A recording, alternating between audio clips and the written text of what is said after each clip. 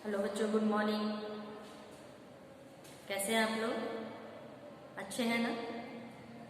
अच्छे रहिए, स्वस्थ रहिए। कल हमने आपको हिंदी फर्स्ट में पढ़ाया और उसका होमवर्क भी आपको दे रखा था। इसमें हमने आपको अपठित गद्यांश में गडेरिया वाला कहानी का अपठित करवाया और उसका होमवर्क भी आपको दे दिया। हो सकता है आपने कंप्लीट भी कर लिया हो। अगर नहीं किया है तो उसको जल्दी से जल्दी कंप्लीट करिए, अपनी कॉपी कंप्लीट करिए। और आज हमारा हिंदी सेकंड का टर्म है, तो हिंदी सेकंड आज हम आपको स्टार्ट कर रहे हैं लेसन 18। लेसन 18 में आप देखेंगे कि काजी का इंसाफ एक चित्र कथा है। तो आइए हम लोग आज से इस लेसन को स्टार्ट करते हैं।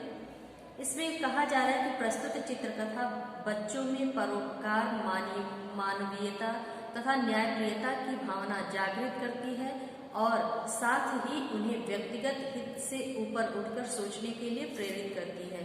कहने का मतलब ये है कि ये जो कहानी है इसमें एक व्यक्ति, एक मानव का दूसरे मानव के ऊपर जो परोपकार की भावना होती है, प्रेम की भावना होती है, सहयोग की भावना होती है, निस्वार्थ रूप से अगर वो किया जाए तो वही इस कहानी के द्वारा व्यक्त किया जा रहा है कि परोपकार करना, मानव का, एक मानव का दूसरे मानव के ऊपर जो विश्वास होता है, जो एक दूसरे के लिए हम करते हैं, और न्यायप्रियता की भावना यानी निष्पक्ष रूप से जो न्याय किया जाए, और इसके साथ साथ इन सब से भी ऊपर उठकर व्यक्तिगत हित से ऊपर उठकर यानी हम अपने निजी स्वार्थ से ऊपर उठ करके अगर हम दूसरों के बारे में सोचते हैं, सोचने के लिए ही यह कहानी, जो चित्रकथा हमारे सामने आज काजी का इंसाफ शुरू होने जा रहा है, ये उसी पर आधारित है। तो बात बहुत पुरानी है। इसमें एक सुल्तान के बारे में कहानी शुरू हो रही है कि एक सुल्तान बड़ा ही दयालु तथा न्यायप्रिय था। सुल्तान यानी राजा, वो बड़ा ही दयालु और न्यायप्रिय था। एक दिन वो जंगल में शिकार खेलने के लिए जाते हैं और वहाँ कुछ बच्चे भेड़ चरा रहे थे। सुल्तान ने एक हिरन का शिकार करने के लिए तीर छोड़ा, लेकिन वो तीर हिरन को न लग करके भेड़ चराने वाले एक लड़के को जाकर वो तीर लग जाती है। लोग हैरान परेशान हो जाते हैं। लड़का भी गिर करके तुरंत गिरता है और मर जाता है। सुल्तान भी परेशान हो जाते हैं कि अब वो करें तो क्या करें। जैसे तैसे ये बात उस बच्चे की माँ तक जाती है। माँ भी रोती बिलखती रहती है क्योंकि वो, उसका कोई अपना कोई सहारा नहीं होता, एकमात्र सहारा उसका वो बेटा ही रहता है। वो भी विधवा रहती है, वो अपने बच्चे के लिए ही जीती रहती है। लेकिन अब जब उसका बच्चा मर जाता है तो वह बूढ़ी न्याय के लिए, वो बूढ़ी विधवा औरत जो होती है, बच्चे की जो माँ, वो न्याय के लिए काजी के पास कचहरी में जाती है और उसे न्याय दिलाने के लिए कहती है। अब यहाँ पे सुल्तान के बारे में जब वो फरियाद करती हुई काजी के पास जाती है तो वो काजी कहता, नहीं अम्मा, विधवा औरत कहती है, क्या सुल्तान किसी मुर्दे में जान डालकर उसे जिंदा कर सकता है? तो काजी ने कहा कि ऐसा नहीं हो सकता है, क्योंकि कोई भी व्यक्ति किसी मरे हुए व्यक्ति के अंदर जान नहीं डाल सकता या उसे जीवित नहीं कर सकता है। लेकिन फिर भी वो न्याय दिलाने के लिए, न्याय करने के लिए काजी कहता है कि मैं इसका न्याय करूंगा, इसका फैसला करूंगा, क्योंकि वो बूढ़ी औरत जो रहती है वो बहुत ही रोती बिलखती रहती है। अब यह बात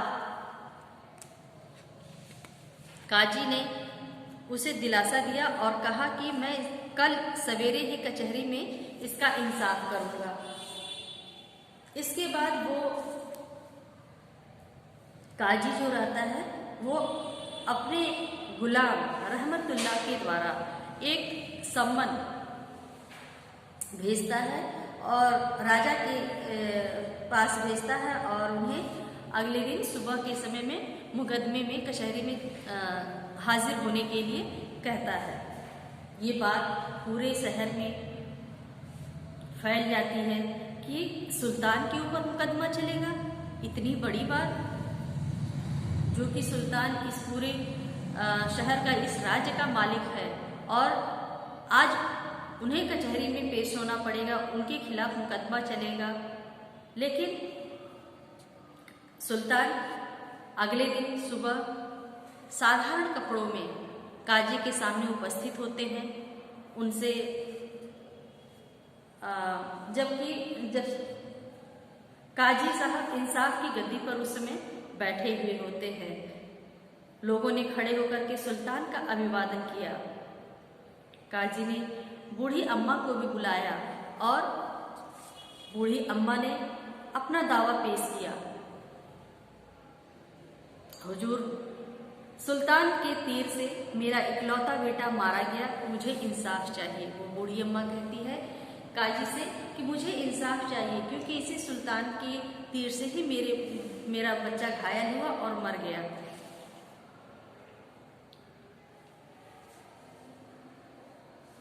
तब काजी साहब सुल्तान से कहते हैं कि ये बूढ़ी औरत जो कुछ भी कह रही है, क्या वो सच है? सुल्तान कहते हैं, जी हाँ, मैं इस बूढ़ी औरत का गुनहगार हूँ, मैंने ये गुनाह किया है। तब वो बूढ़ी औरत कहती है, क्या तुम जान के बदले जान मांगती हो? काजी साहब कहते हैं कि क्या तुम जान के बदले जान मांगते हो, यानी कि सुल्तान ने तुम्हारे बच्चे की जान ली है, तो क्या तुम सुल्तान की जान लेना पसंद करोगी?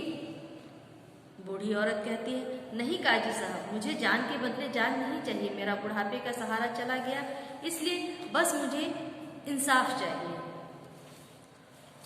अब काजी के सामने दोनों तरफ की बातें आ चुकी थी, क्योंकि वो जो सुल्तान था वो अपना गुनाह मानने को तैयार था और वो सजा भुगतने के लिए भी तैयार था। बूढ़ी औरत भी उस पर आरोप लगाए जा रहे थे, वो भी अपनी जगह सही थी। काजी के सामने ये दोनों बातें सामने आ चुकी थी। अब फैसले की बारी आई। तब काजी ने कहा कि आप प्रजा की अमानत है, आपके राज्य, ये जो शहर है, ये जो राज्य है, ये आपके अंदर है, क्योंकि इसके पालनहार आप हैं, इसकी सेवा करने वाले आप हैं, इसकी देखभाल करने वाले आप हैं। लेकिन इस बूढ़ी अम्मा ने आपकी जान बख्श दी है, इसने जान के बदले जान नहीं मांगी है। लेकिन इस बूढ़ी अम्मा का जो बेसहारा, ये जो एकदम बेसहारा हो चुकी है, इसका एकमात्र जो सहारा बच्चा था वो अब इस दुनिया में नहीं रहा है, इसलिए हमारा फैसला है कि सुल्तान पूरी जिंदगी व्यक्तिगत आय से इनकी परवरिश करे या सजा भुगतने को तैयार है। काजी ने यही फैसला सुनाया कि जो सुल्तान की अपनी जो व्यक्तिगत आय होती है, उस आय से या उस इनकम से वो उस बूढ़ी अम्मा को उस पालन पोषण करेगा, उसकी देखभाल करेगा, और अगर वो ऐसा नहीं करता है तो वो सजा का हकदार होगा।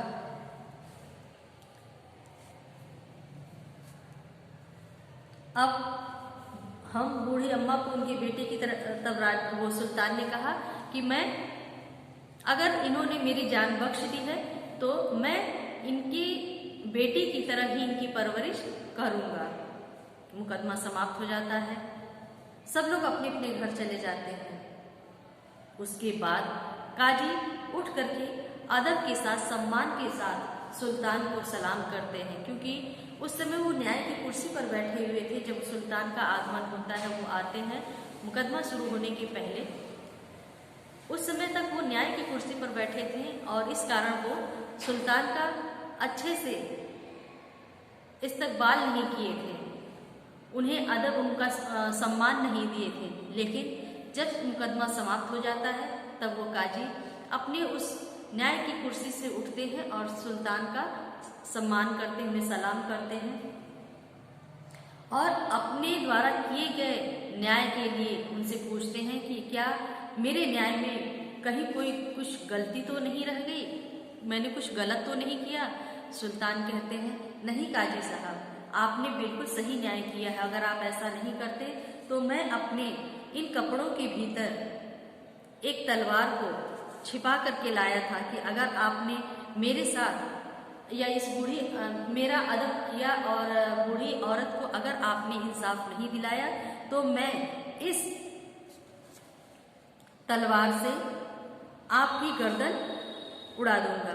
लेकिन आपने सही न्याय किया, इसलिए मैं आपको आपके इस न्याय की सम्मान करता हूँ। काजी ने कहा कि मैंने भी अपने इन कपड़ों के नीचे एक कोड़ा चाबुक जिसको कहते हैं उसको छिपा कर लाया था कि अगर आपने मेरे न्याय को स्वीकार नहीं किया तो मैं इस कोड़े से आपकी चमड़ी उधेड़ दूंगा।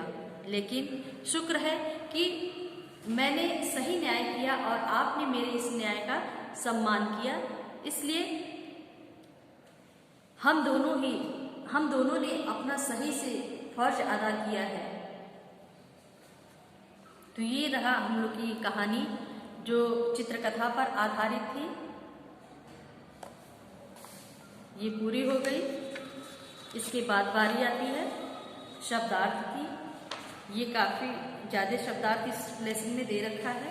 एक बार इसको हम आपको पढ़कर सुना दे रहे हैं, उसके बाद आपको यही हम होमवर्क में भी देंगे। बाकी के जो एक्सरसाइज होंगे वो हम आपको अगले वीडियो में देंगे। शब्दार्थ इस तरह से हैं। प्राचीन का अर्थ होता है पुराना। काजी का अर्थ होता है मुसलमान न्यायाधीश। मुकदमा का अर्थ होता है अदालती कार्यवाही। प्राचीन समय यानी पुराने समय की बात। हक्का बक्का आश्चर्यचकित।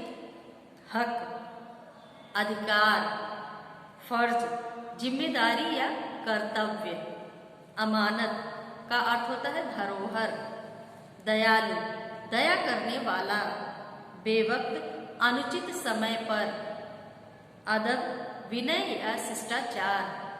हुजूर श्रीमान हाजिर उपस्थित। क्रोधित गुस्सा कबूल स्वीकार। लिहाज सम्मान। दावा अन्याय के विरुद्ध न्यायालय में प्रार्थना पत्र। कचहरी अदालत। अभिवादन प्रणाम करना। सम्मन बुलावा पत्र। गुनहगार मुजरिम या दोषी। तशरीफ रखना बैठना। शुक्र धन्यवाद। इंसाफ न्याय। गुलाम नौकर। परवरिश पालन पोषण। सलाम नमस्कार। तो ये हम लोगों के शब्दार्थ हैं जो बुक में दिए गए हैं। इनको आपको अपने क्लास वर्क की कॉपी में लेसन 18 काजी का इंसाफ लेसन डालने के बाद इसका शब्दार्थ आप लोग अपनी क्लास वर्क की कॉपी में करेंगे। लेकिन अभी बारी है आज के होमवर्क नोट करने की। इसको आप लोग स्कूल डायरी में अपने नोट करिए।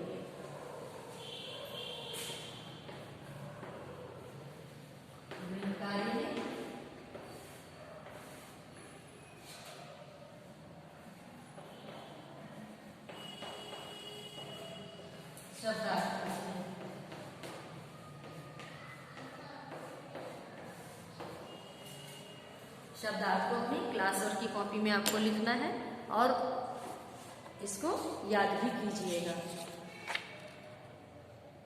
इस कहानी को आप लोग घर बैठ करके बोल करके तेज आवाज में पढ़िएगा। कहानी बहुत अच्छी है, इसको मन लगाकर पढ़िए ताकि कहानी आपकी समझ में आसानी से आ सके और बाकी के जो एक्सरसाइज हुए वो आपकी समझ में आसानी से आएंगे। तो आज की क्लास को हम यहीं पे समाप्त करते हैं।